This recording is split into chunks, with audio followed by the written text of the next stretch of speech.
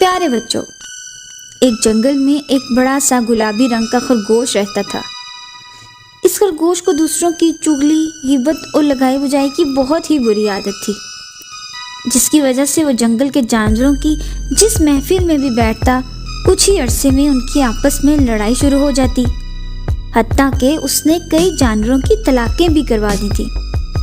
پتہ نہیں کیا بات تھی، خرگوش کو دوسروں کو لڑا کر بہت خوشی ملتی تھی۔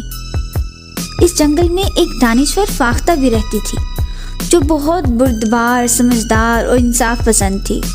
فاختہ کی ان صلاحیتوں کی وجہ سے جنگل کے بادشاہ شیر نے اسے اپنا مشیر مقرر کر رکھا تھا۔ اس جنگل کے جانوروں کا جب بھی کسی ہمسایہ جنگل کے جانوروں سے تنازع ہوتا، تو وہ فاختہ دوسرے جنگل کے جانوروں سے اس دانش مندی سے مذاکرات کرتی کہ نہ جنگ کی نوبت آتی اور نہ کشیدگی پیدا ہوتی، اور تمام معاملات خوش اسلوبی سے طے پا جاتے۔ فاختہ جو کئی سالوں سے خرگوش کی عادتوں اور حرکتوں کا خاموشی سے مشاہدہ کر رہی تھی، اس نے ایک دن خرگوش کو اپنے گھر طلب کیا اور اس کی خاطر مدارت کے بعد اس سے کہا، دیکھو میاں خرگوش، چغلی اور غیبت باہمی تعلقات کے لیے زہر قاتل کی سی حیثیت رکھتے ہیں، جس وجہ سے معاشرے کا امن و سکون غارت ہوتا ہے اور لوگوں کے دلوں میں ایک دوسرے کے لیے محبت اور اپنائیت کی بجائے نفرت اور غصہ پنپنے لگتا ہے۔ میں بہت عرصے سے دیکھ رہی ہوں کہ تم غیبت، چغلی اور لگائی بجائی میں لگے رہتے ہو۔ میں چاہتی ہوں کہ تم ان حرکتوں سے باز آ جاؤ، ورنہ میں بادشاہ سے کہہ کر تمہیں سخت سزا دلواؤں گی۔ فاختہ کی یہ بات سن کر وہ خرگوش بہت جذباز ہوا اور اپنی صفائی دیتے ہوئے خوشامد بھرے لہجے میں فاختہ سے بولا، واہ بھی فاختہ، تمہاری معاملہ فہمی اور دانش مندی کے بہت چرچے سنے ہیں، اور شاہی دربار میں تمہارے اثر و رسوخ اور پذیرائی کا بھی سنتے رہتے ہیں۔ یقین مانو، سن کر بہت خوشی ہوتی ہے کہ کوئی کمزور پرجاتی کا بھی جانور یا پرندہ شاہی محل میں اہم عہدے پر ہے۔ اللہ تمہیں اور ترقی اور عروج عطا فرمائے۔ جہاں تک آپ نے بات کی ہے میرے متعلق، سچ پوچھیں تو مجھے یہ سب سن کر بہت تعجب اور افسوس ہوا ہے۔ یقیناً میرے کسی حاسد نے اس خادم کے متعلق آپ کے کان بھرے ہیں۔ آپ سچ کہہ رہی ہیں، غیبت اور چغلی بہت بری عادت ہے۔ کاش آپ یہ بات اسے بھی کہہ سکتی جس نے آپ کو میری شکایت لگائی ہے۔ خیر، یوں خرگوش ٹال مٹول کر کے بظاہر مسکراتا ہوا بی فاختہ کے گھر سے اٹھ کر آ گیا، لیکن اس کا دل غصے اور نفرت کی آگ میں جل رہا تھا۔ اس کمزور اور بزدل پرندے کی اتنی جرت کہ یہ مجھے دھمکی دے۔ میں نے اس کو نشان عبرت نہ بنا دیا تو میرا نام بھی جگا خرگوش نہیں۔ خرگوش غصے سے بڑبڑاتا ہوا جنگل کی پگڈنڈی پر چلتا ہوا جا رہا تھا۔ اس کی منزل جنگل کے سب سے بڑے عقاب کا گھر تھا، جو بادشاہ کا بہت خاص ساتھی تھا۔ عقاب نے خرگوش کو اپنی سرد شفاف آنکھوں سے گھورا اور اس کے آنے کا مقصد پوچھا۔ گلابی خرگوش نے اپنی فطرت کے عین مطابق پہلے عقاب کی خوب تعریف کی، پھر راز بھرے لہجے میں اسے کہا کہ میں ابھی فاختہ کی محفل سے اٹھ کر آ رہا ہوں۔ جنگل کے بادشاہ نے اسے شاہی دربار میں کوئی چھوٹا موٹا عہدہ کیا دے دیا، اس کا تو دماغ ہی خراب ہو گیا ہے۔ وہ کہہ رہی ہے کہ پرندہ جاتی اور شاہی دربار میں میرا مقام عقاب سے افضل ہے۔ میں جب چاہوں عقاب کو معزول کروا کے گرفتار کروا دوں۔ خرگوش کی یہ بات سن کر عقاب کو بہت غصہ آیا۔ اس نے خرگوش سے کہا، اس بڑی چڑیا کی اتنی ہمت، مجھے اور بتاؤ وہ اور کیا کیا کہہ رہی تھی۔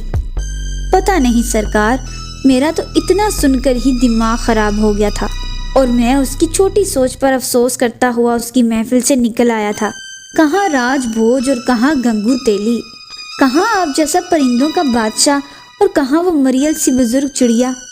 یوں گلابی خرگوش عقاب کو فاختہ کے خلاف خوب بڑکا کر اس کے گھر سے نکلا اور جنگل کے بادشاہ کے محل کی راہ لی۔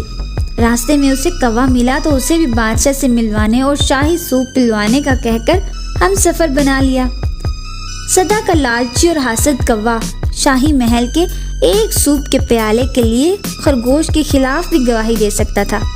شاہی دربار جا کر کچھ انتظار کے بعد دربان بندر انہیں بادشاہ کے حضور لے گیا۔ خرگوش نے حسب سابق بادشاہ کی تعریفوں کے پل باندھنے کے بعد فاختہ کے بارے میں کہا کہ وہ اپنے گھر میں دوسرے پرندوں کے سامنے شیر کو نالائق، نااہل اور بزدل بول رہی تھی اور کہہ رہی تھی کہ اگر میں نہ ہوں تو اس جنگل کا نظام 4 دن نہیں چل پائے گا۔ بادشاہ کو میرا شکر گزار ہونا چاہیے۔ کیا بکواس کر رہے ہو؟ ایسا کیسے ممکن ہے؟ شیر نے بے یقینی سے کہا۔ اگر آپ کو یقین نہیں آ رہا تو بھائی کوے سے پوچھ لیں، یہ بھی اس وقت میرے ساتھ تھا۔ کوے نے چمچ سے گرم گرم سوپ پیتے ہوئے خرگوش کی ہاں میں ہاں ملائی اور دوبارہ سوپ میں مگن ہو گیا۔